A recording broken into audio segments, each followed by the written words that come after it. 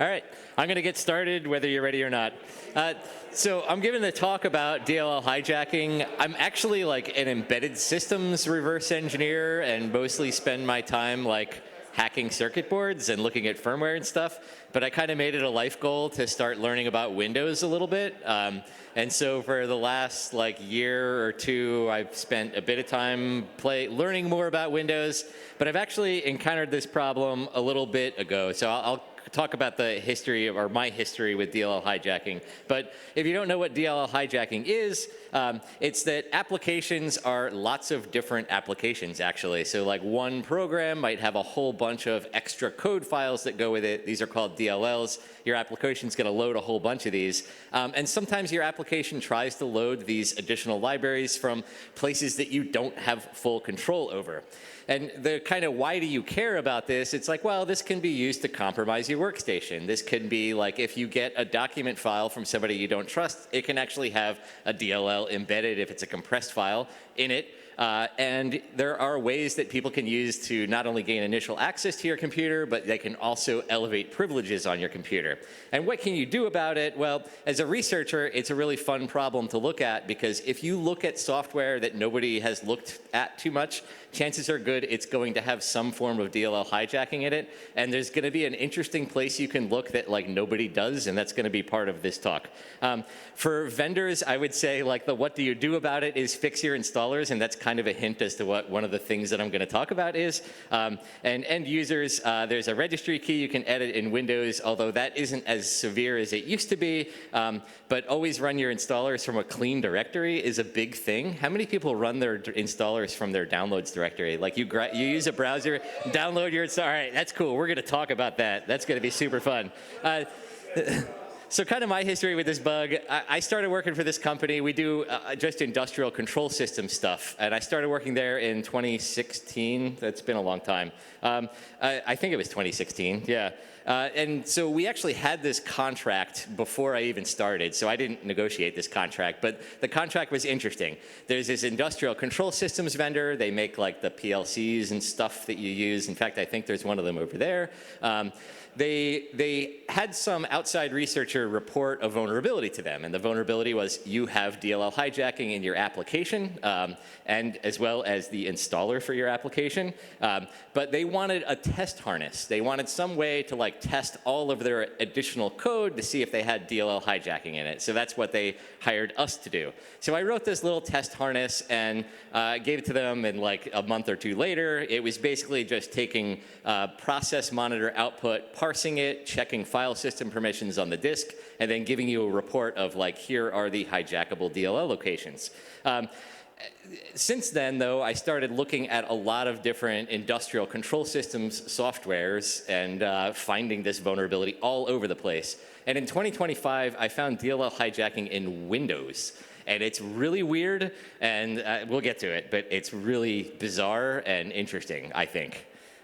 So what is DLL hijacking really? So like when you run an application on your computer, right, you either like click your start menu and choose to start the program, or you double click a link on your desktop, or you open up a document, right, like a Word document, you double click it. That launches your application. When your application starts running, there's a couple of like, I don't know that you would really call them environment variables, but there's a couple of things that happen, right? One of them is that you have an application directory, and this is a thing that Windows knows about. It says, this is the location that the exe is located in. Then you also have another variable called the current working directory, and that's the directory that the application is currently running in. And your application is going to like load up, and then it's going to start looking for libraries in various places on your computer, and those two directories happen to be part of that search path. So your applications, of course, aren't just one file. Like you're using a whole bunch of additional DLLs. Some of these might be part of Windows. Some of these might be application-specific stuff. So they might be third-party libraries that your software is including.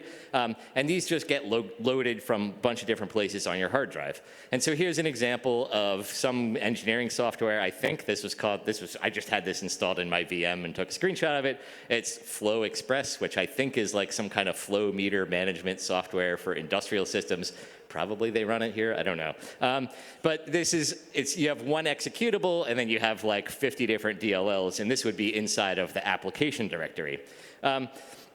So there's a bunch of stuff to know about how DLLs get loaded. So your application wants to load some code from an additional DLL. Where does it go? Well, there's a couple of different classes of DLLs. There's known DLLs, and these are like documented. I think there's a registry key or a series of registry keys that hold these known DLL locations on your PC if you're running like Windows 10 or Windows 11. These are pretty well documented. There's some examples of file names here. Then there are base DLLs, and these are not well documented by Microsoft at all. You kind of have to figure out what these are based on their names. These are like undocumented known DLLs is how I like to think of them. They're also kind of hard-coded paths, like the operating system won't try to load these out of the application directory or current working directory. And then if the DLL isn't in one of those places, then it's going to start looking for the DLL inside of appdir, as well as the current working directory. And it used to be like old versions of Windows had the current working directory like much higher in this search path. And it used to be like you could hijack almost any DLL name, but nowadays with like Windows 10 and Windows 11, it's a little bit better. So the classic way people go about hunting for DLL hijacking, right? You install the application, then you grab Process Monitor, then you run you start running Process Monitor, you start running the application, and then you start clicking around in the app and looking in Process Monitor's logs to see what DLLs are being loaded, and especially if there are DLLs being loaded from somewhere that you can write to, like your home directory or something. And this works. This is kind of okay, but you are actually already messed up if you're doing it this way. And that's kind of the premise of this talk, because I mentioned before, this company hired us and they wanted us to look at their installers as well as their application. Their installers had DLL hijacking. I like to now grab Process Monitor, start running it, run the installer. There's actually a couple of reasons you want to do this beyond just DLL hijacking. The installer will usually set up registry keys and system services, and you can like watch all that stuff get set up in the Process Monitor log. It can be really helpful for reverse engineering. But this is what I always recommend doing now is run Process Monitor first, then run the installer, see if the installer is vulnerable to DLL hijacking. And there's like, so name your installer wrappers if anybody knows. So there's Wise Installer, which stopped being made in like 2012. Like almost every version of that I've encountered is vulnerable to DLL hijacking. There's Install Shield, which has had DLL hijacking at least up until 2016, maybe 2017, in various forms. And vendors love to use this old software because they bought a license for Install Shield. They're like, we're just going to keep using this version we paid for back in 2015. We're going to keep using it to wrap up our applications. Our installer is now vulnerable, right? So that client we helped, like I said, they actually had DLL hijacking in their installer. And I like to say, think about this like thought exercise, right? You go and download an application. It goes into your downloads directory, and then you double click the installer. Like what else is in your downloads directory? Like in my case, I have tens of thousands of files in my download directory. I'm both like a data hoarder and I'm incredibly unorganized about it. And in fact, I'm even worse because I have a VirusTotal subscription. And so I am usually like, not only am I hunting for bugs sometimes, but sometimes I'm doing a little bit of malware analysis. And I'm actually purposefully downloading like infected DLLs from VirusTotal, and sometimes I'm leaving them in my downloads directory. This could probably be a recipe for disaster for me. Like, fortunately, I tend not to rename things with the original file name. But it could be really bad, right? Because what's the first thing an installer does when you double click it, right? It says, hey, I want to be local admin so I can write files anywhere on your hard drive and I can add system services. So if you have an installer with DLL hijacking, it's not going to be a good time, right? So the sort of classic exploitation mechanism for this has been like, all right, you found your application is trying to load a DLL from its current working directory or from some place that you can write to, and you want to actually write just some kind of proof of concept to exploit it. There's a couple of ways to do it. The classic example is you just compile a very simple DLL that all it has is a special function called DLL main. You can go and Google like DLL hijacking example. There's tons of people that post this code where it just has a DLL main in it. And this will actually exploit some stuff, but not everything. The reason this doesn't exploit everything is because your application is going to look at the DLL and it's going to say, oh, it doesn't have all the exported functions I need, so it's not the right file, so I'm not going to bother like setting it up. So you might find that this doesn't work in some cases. But yeah, so if it doesn't work, what you really need to do is make a DLL that has all the same exported function names as the original DLL, and it needs to like do something that you can tell it actually worked. I like to have it like launch Notepad. Used to have it launch Calc, but Microsoft took away calc.exe. It was funny when that first happened, like I was playing around with it, and I was like, this should be working. Why isn't Calc popping open? And I was like, oh. It actually opens up like the Microsoft App Store and like wants you to install Calculator, but that doesn't work via DLL hijacking for some reason. I was upset. So if you want to create like this shell DLL or whatever that has all the same exports as the kind of victim DLL, there's a couple of tools to help you do it. The one that I've kind of really found that I like is called Siafra. And in fact, they also have a white paper in their GitHub page that does a much better job of explaining DLL hijacking than I will ever do. But they are fantastic. So they actually have two binaries that come with Siafra. One will infect PE32 DLLs. The other one will infect X64 DLLs. So I usually use this, and I just like set the target DLL, tell it to create a new DLL that launches Notepad, and then run the victim application. And if Notepad pops up, I win. I can like share that DLL with the vendor and say, you're vulnerable. Here's a proof of concept. I could do things that are much worse than opening up Notepad on your computer. I could have you phone home and download PowerShell and like do all that fun stuff. But back to that 2025 finding that I was talking about. So Windows. So yes, Windows. I have a Mac, right? This thing has an ARM processor in it. And I was really weirded out because I was playing around with an installer that was DLL hijackable or whatever. And I was running an installer on a VM on my Mac, and it was trying to load 3 DLLs. And I was like, okay, this is like DLL hijacking. So I wrote up a DLL hijacking example, and at first that didn't work because of the export problem. And then I got it to work, but then I tried to exploit it on my ESX box at home, which is an x64 processor, and it didn't work there. And I was like, well, this is really weird. Like, why is it working on one PC and not another? Especially considering the VM on my ESX box is like a much older version of Windows. And I was like, this doesn't make any sense whatsoever. So I started hunting around for it, and I figured out that it was particular to ARM64 Windows when running a PE32 binary. Like no other combination of Windows had this problem. So you're like, well, Reid, that's super dumb. Like who runs an x86 binary on ARM64 Windows? And the answer is everyone, yeah, because every installer that you download for every piece of Windows software is itself a PE32 binary, right? Every single one. And the reason for that is because vendors want like a pretty splash screen. If you double click an installer and you're on the wrong CPU architecture, they'll put up their logo and they'll be like, it's okay. Maybe you just need newer hardware, or maybe you need to pay us some money and then everything will be okay. Whereas if you didn't have a PE32 installer, like let's say you distributed your installer as an AMD 64 and somebody tried to run it on an x86 box, then the installer would just say unsupported CPU architecture or some other vague error, and it would just be a Windows error dialog box, right? At least that's why I think all the installers are PE32. But yeah, every single installer you ever download will be x86 or PE32. So if you happen to have, if you use Windows 11 ARM, like on a Mac and a VM, you're affected. But also, if you use a Microsoft Surface with a Snapdragon CPU, you're also affected by this. So that's kind of cool.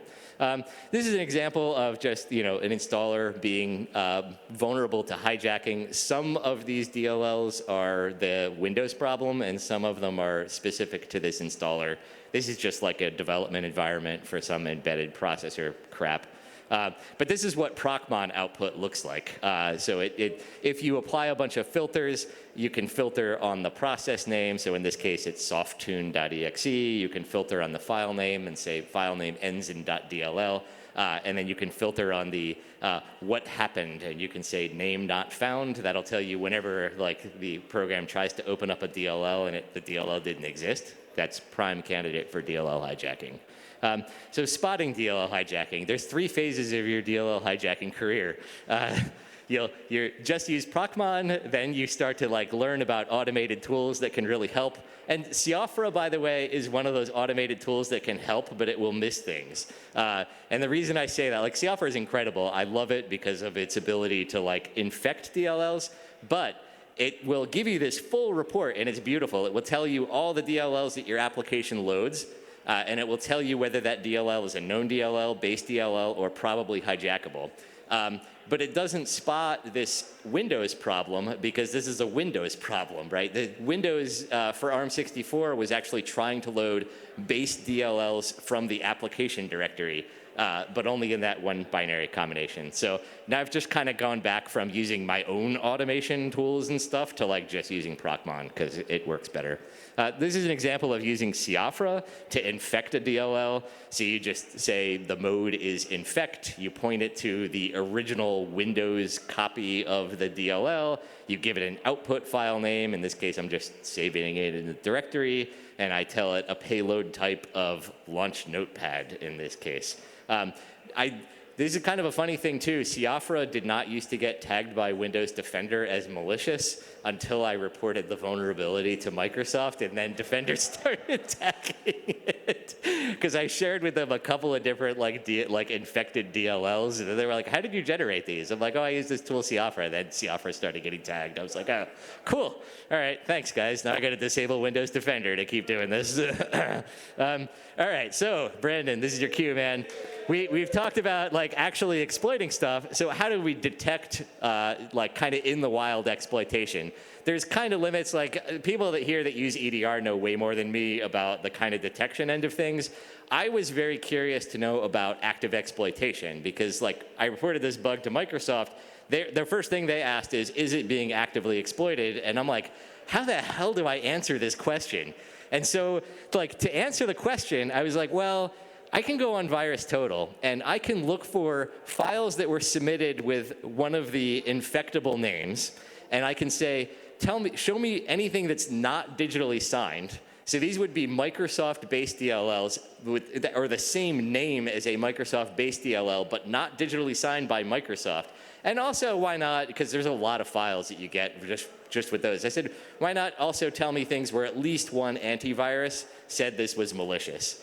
And you do get quite a lot of false positives because there's this project called Wine that people might have heard of, the Windows emulator thing. So they kind of re-implemented all the Windows APIs, and none of their DLLs are signed. So you get a lot of hits from that, but you get a couple that are they are not up to any good. The DLL has all the same exports as the Microsoft one. And if you execute any code in it, it reaches out to a command and control server, grabs a second stage, checks in, does all sorts of crap. So I'm like, this isn't definitive proof that this is being actively exploited, but I feel like it probably is. It could just be people did this to kind of blend in with normal Windows stuff, but it could also be people are hijacking installers and trying to pwn workstations this way for those of us that are super sloppy. All right, so how do you defend against DLL hijacking? Turns out, kind of sucks. There's this really old thing that I used to recommend, and it's still probably my top recommended thing. There's this registry key you can set called CWD illegal in DLL search. this will say to Windows, don't ever let people load DLLs from the current working directory. So if somebody double clicks a document that happens to be in a directory with a bunch of DLLs, it won't try to load DLLs from that directory. It's not as useful as it used to be just because the search path, like CWD is way down on the search path now. I still recommend implementing it though, and you can do it via group policy. Don't ask me how, I'm not that much of a Windows person, but you can do it.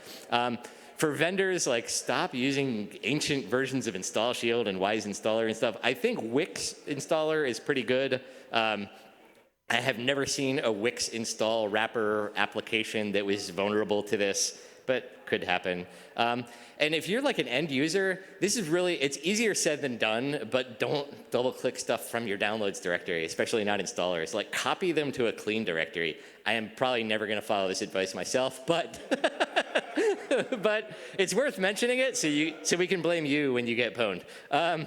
Yeah. I would love it, I guess, if vendors like distributed their installers as a zip so that you'd actually decompress it to a clean directory and like were forced to run it from a clean directory. So that's like another thing vendors, I guess, can do. But I guess if you're an end user, I've mentioned this before to like some industrial people, because I was like, well, the new version of this software fixed DLL hijacking in the installer. You should really like not keep the old version around anymore, just keep the new version around. And they're like, well, what if the new version like breaks something and we don't know about because we have a 50-year-old protective relay that we need to reprogram someday? I'm like, oh yeah, you're gonna wanna keep that old version of the software, I guess. Why don't you put it into clean directory, zip the clean directory, and like keep that zip file as your kind of archive copy or whatever. And I guess finally, if you're an end user, patch Windows 11, especially if you've got an AMD processor. For further reading, again, the links I had in here, that Siafra tool, highly recommend. Definitely read that white paper if this stuff interests you. There's Procmon that you can get from Microsoft directly, a fantastic tool. There's also this other weird project that I played around just a tiny bit with. It's called Exports to C++. You can point it at a DLL and it will give you like a C++ stub code that will let you compile your own DLL with all the same exports. It's got a downside compared to Siafra though, which is that like none of the code stubs are filled in. So probably if you run a program against a DLL that's been compiled this way, your program is just gonna crash. It will execute your code. You'll get your DLL main code to run, but then the program's probably gonna like throw up some generic segfault garbage thing because it tries to execute a function that doesn't do anything. And with that, that's it. If you got, I guess, I don't know. Yeah. How do I end it?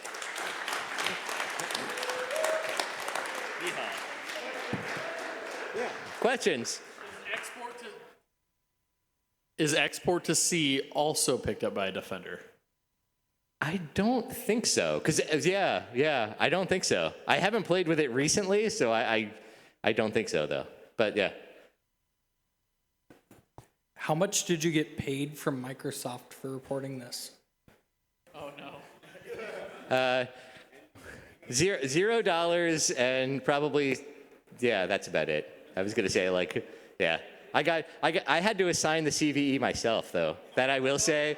Because I kept asking Microsoft, so I was like, I think there's a vulnerability. They're like, yes, it is. It's not high enough for us to like put out an advisory for it. And I'm like, well, there might be in the wild exploitation. They're like, yeah, we don't really care. So I was like, well, can we have a CVE assignment for it? They never answered. So I'm like, well, what should I do here? Finally, I like turboed it. Like I have friends that are CNAs that are high people. And I was like, Microsoft's being weird. And they said, yeah, we'll talk to somebody there. And then they finally reached out to me and they said, assign it yourself. I was like, all right. Yeah. So I have two. I'll ask the easy one first. When they published that CVE or acknowledged it, did they list it as exploited or not? No, they didn't. But the cool thing is I control the CVE. So like my company is a CVE numbering authority. So I actually control the record for it. I didn't say it was exploited in the wild. I probably could update it to say like possibly, but to me it was kind of like an intelligence call. So I was like, that's yeah, confidence assessment or something. Yeah. All right, now my harder question. Sorry. All right, so it's been a few years since I looked into this, but my understanding is essentially the way Microsoft treats Windows on ARM is because they're so addicted to backwards compatibility that they emulate the x86, which is what allows people to run x86 software on ARM. Is that part of why the vulnerability was there? Was that unrelated, or? I mean, probably. Like, we don't know for sure, but it has something to do with like either like Windows's emulation layer like didn't deal with x86 quite right or something. But who knows? That's like I'm not going to reverse engineer Windows 11, Windows 11 23 H2 versus a Windows 11 24 H2 to like find all the differences. I'm like, yeah, I'm not that good. It would take me like 10 years. And you said it's patched for Windows ARM right now. Yeah? Yeah, okay. Yeah. It's patched in Windows 11 24 H2. So, yeah, good fun times. Oh. Run. This question. Thank you, brother. I'll just, so I was gone. I was digging through the free shit box for like the first 15 minutes. So I apologize if you already went over this. What are some good ways for finding directories with like writable access of DLLs that you can overwrite for the purpose of DLL hijacking?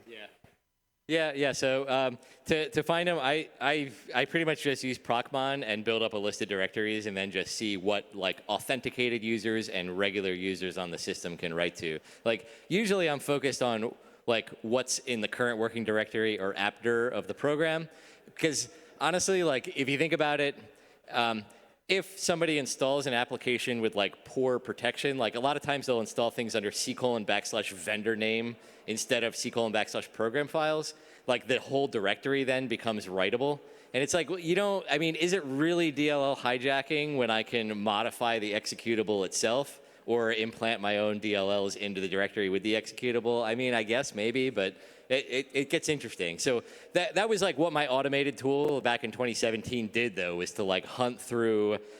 So it would find all the list of DLLs that loaded with name not found, and then it would say, are any of these in a directory that's writable by normal users on the system? Like you can kind of automate that process. Yeah, so you can find privilege escalation that way for sure. Because like in the industrial space, vendors love to install software in /vendor name, and then they install a bunch of system services that actually run executables out of that directory. And so like a low privilege user can write the executable, and then it gets loaded by system services as boot and runs as system. So it gives you like, admin access on the computer. It's kind of awful. Anyway, And then this will be the last one because we got speaker. We got Colin. Yeah, it's to respond to your question. So natively in Windows, PowerShell is fantastic for finding stuff like that. There's something called git-acl. It's access control list. You can do like if you have it in parentheses, you can do like .access list, and it'll list out all of the accounts. You can filter it by if it's like Active Directory, or if it's like a local, you can filter it by the account name. But super, super easy to identify that just using PowerShell. Yeah, incredibly easily, yeah. There's a recursive function for get-child items, so you can focus on specific directories, whether it's at the C level or users, anything like that. It's super easy to do that. Okay, thanks. And I guess next up is Colin, who's going to be talking something. All right.